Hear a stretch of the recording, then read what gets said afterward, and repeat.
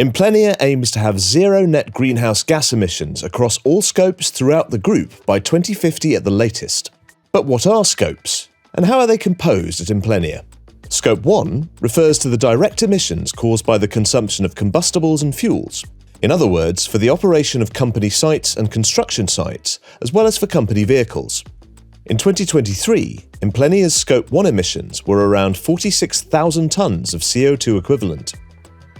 Scope 2 refers to indirect emissions that are released into the atmosphere through the use of purchased electricity, steam, heat, or cooling.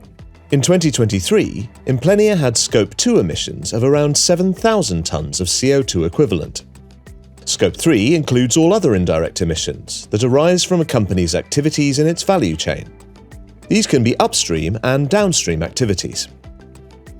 Scope 3 emissions, which we can already report, are shown in yellow.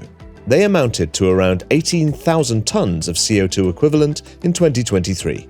Those that are insignificant or not applicable due to our business activities are shown in grey. We have only been able to estimate the black Scope 3 emissions so far because the data collection is very challenging. We will expand the databases and reporting in the coming years, and thus lay the foundation for further CO2 reductions.